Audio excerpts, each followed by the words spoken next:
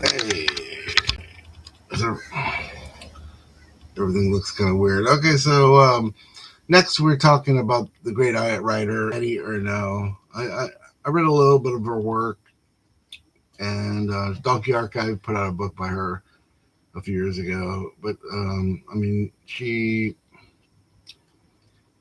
has written. Let's see, Eddie Ernaux. This is the Seven Stories Press. Like since she's a French writer, we have to read the translation. I mean, I found her work. I mean, it's sort of confessional, sort of diaristic, very interesting. She was born in 1940, so she was awarded the Nobel Prize in like 3 years ago. Her literary work, mostly autobiographical, maintains close links with sociology. She was born in Lillebonne in Normandy in France and grew up in nearby Vertot with her parents, Blanche and Alphonse Duchesnes, and she ran a cafe in a working class part of town. In 1960, she traveled to London, England, where she worked as an au pair.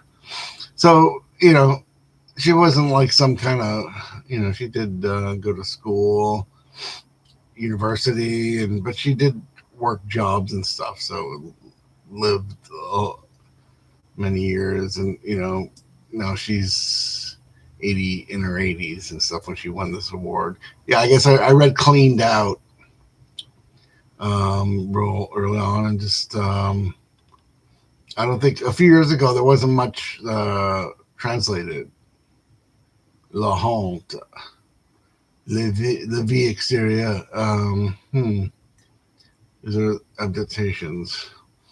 So, in addition to numerous theatrical and radio novels have been adapted to cinema for three occasions. L'Evénement, released in English as Happening, came out about 5 years ago. Passion Simple, Simple Passion, and Lot. See, so she's won a lot of awards. She's won every award. Yeah, what else? Let's see. Blah blah blah blah blah. Yeah, Seventh Story. She has some of her big translations are The Years, 2017. The Use of Photography, The Possession, Getting Lost is came out and was written in 2001, but came out in 2022. Happening is 2001. Oh no, 2001. That's like Getting Lost. I Remain in Darkness. Exteriors. What else? Oh, yeah, a Frozen Woman. I remember that one.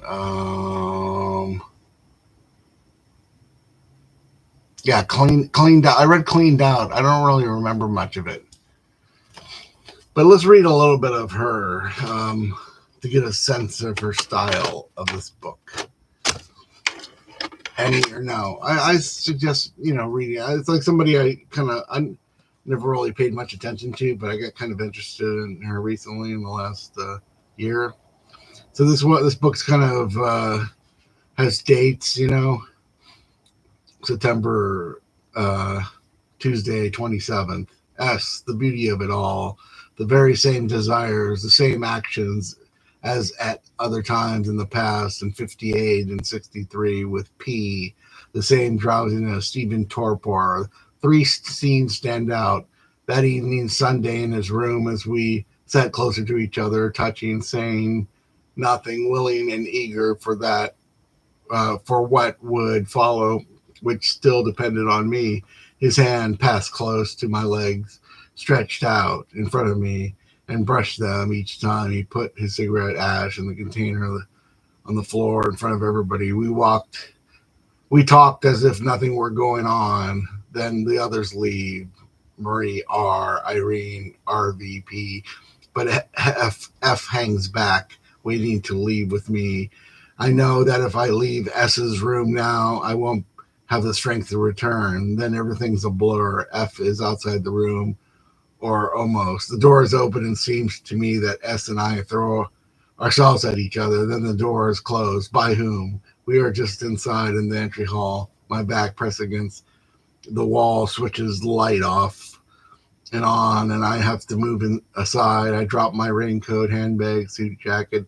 S turns off the light. The night begins, which I experience with absolute intensity, along with the desire never to see him again, as with other men in the past.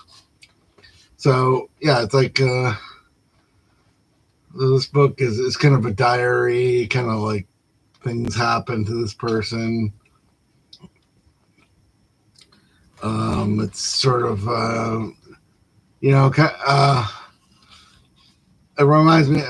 She reminds me a little bit of Ella Fred Jelinek, the piano teacher, and a little bit like Normal People, Sally Rooney, like that kind of writer. Maybe I guess maybe people compare her to. Let's see what they say here. Let's see, Shelley had. Eddie Ernaux is one of my favorite contemporary writers, original and true. Always, after reading one of her books, I walk around the world for months. Okay, well, David Hewlin, who I know. Annie Ernaux is ruthless. I mean that as a compliment. Perhaps no other memoirist, and if in fact memoir writing is what Ernaux is up to, which both is and isn't the case, is so willing to interrogate not only the details of her life, but also the slippery question of identity. So I guess she sounds a little bit like Kathy Acker, but without all the crazy writing and stuff in there. Okay, so any or no, yeah, people should read these authors, check them out. It's always either like some stuff like Beckett and who else? Um, Beckett, David Markson, who I talk about, George Bataille is always a favorite. But anyone knows like somebody, and you can follow me. Let's see. I'm on. You can look up Alexander Lawrence on Goodreads and check out what I'm reading. Anytime. Recently I just read a book of poetry by Norma Cole. What else did I read? I did read it. There's a new biography about Talking Heads. I don't think it's out yet. And then just reading some poetry by Kafafi. Somebody gave it to me. George Perag, Angela Carter, the usual suspects. So you can check me out on Goodreads, Alexander Lawrence. I'm on there. I've been on there for over 10 years. Okay. Take care, everyone. Book Talk. Check it out. Read every day if you can.